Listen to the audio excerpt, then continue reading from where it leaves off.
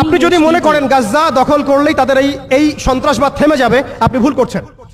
যতক্ষণ পর্যন্ত তারা বিশ্বকে নিয়ন্ত্রণ না করছে, বিশ্বকে শাসন না করছে, তারা ক্ষান্ত হবে না।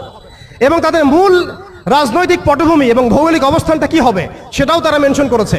তারা চায় পুরো হোলি ল্যান্ডটা দখল করতে। এখন আপনি প্রশ্ন করতে পারেন যে ভাই হোলি ল্যান্ডটা কি? উত্তর হচ্ছে, হোলি ল্যান্ড হচ্ছে সেই জায়গা ইরাকের ইউফ্রেটিস নদী থেকে শুরু করে মিশরের নীল নদ পর্যন্ত। আই রিপিট, ইরাকের ইউফ্রেটিস নদী থেকে শুরু করে মিশরের নীল নদ পর্যন্ত এই পুরো জায়গাটাকে বলা হয় হোলি ল্যান্ড, অর্থাৎ পবিত্র ভূমি, আরদুল মুকাদ্দাসা। কোরআনে বলা হচ্ছে আরদুল মুকাদ্দাসা, ওদের স্ক্রিপচারে বলা হচ্ছে হোলি ল্যান্ড। তাদের মিসাকে ইহুদিরা বলছে মিসায়া, এবং খ্রিস্টানরা নাসারারা বলছে অ্যান্টিক্রাইস্ট।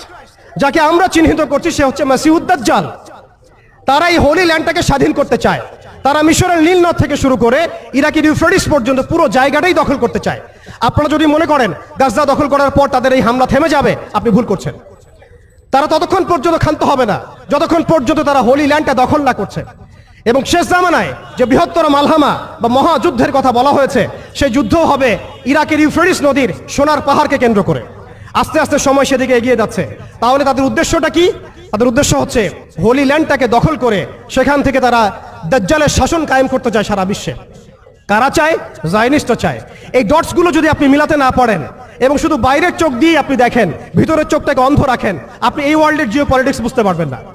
শুধুমাত্র বাহ্যিক স্টাডি দিয়ে, বাহ্যিক জিও পলিটিক্স পড়াশোনা করে, বাহ্যিক ইকোনমিক্স পড়াশোনা করে আপনি এই ওয়ার্ল্ডের প্রকৃত জিও পলিটিক্সকে মেলাতে পারবেন না। অর্থাৎ সামনে আসছে দাজ্জালের শাসন, যেটা নবী সাল্লাল্লাহু আলাইহি ওয়াসাল্লাম ইরশাদ করেছেন যে মাসিহুদ দাজ্জাল এই ইহুদিদেরকে নিয়েই এই বিশ্বকে শাসন করবে 40 দিন। কতদিন?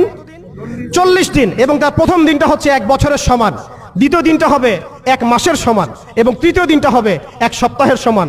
বাকি দিনগুলো হবে আমাদের দিনের মতোই। এই কথাটা আমাদের প্রিয় নবী মুহাম্মদ রাসূলুল্লাহ সাল্লাল্লাহু আলাইহি ওয়াসাল্লাম তার পবিত্র জবানে বলে গিয়েছেন বিধায় বিশ্ব এদিকে এগিয়ে যাচ্ছে। এরপরে কি হবে সেটাও প্রিয় নবী সাল্লাল্লাহু আলাইহি ওয়াসাল্লাম আমাদেরকে জানিয়ে গিয়েছেন। এইটা আমাদের আশার জায়গা। আমি যে শুরুতে বলেছিলাম যে আমাদের এই সমাবেশটায় আমাদের ফজিলত, আমাদের গুরুত্বটা বেশি তাদের চাইতে। আপনি জানেন এর সমাধান জিহাদ, আপনি যেতে পারছেন না। আপনি জানেন তার সমাধান হচ্ছে সামরিক আগ্রাসন, আপনি চালাতে পারবেন না। আপনি জানেন এর সমাধান হচ্ছে তাদের পুরো শক্তিটাকে শেকড় থেকে কেটে ফেলা, আপনি এটা করতে পারছেন না, কারণ ভবিষ্যতের দিকে পৃথিবী এগিয়ে যাচ্ছে। এরপরের কথা আছে, নবী করিম সাল্লাল্লাহু আলাইহি ওয়াসাল্লাম বলেছেন এই দাজ্জালের শাসন চিরস্থায়ী হবে না। এটাই হচ্ছে আমাদের আশার জায়গা, এবং তরুণ প্রজন্মকে এটাই আমরা শেখাতে চাই, জানাতে চাই। এই দাজ্জালের শাসনটা চিরস্থায়ী হবে না।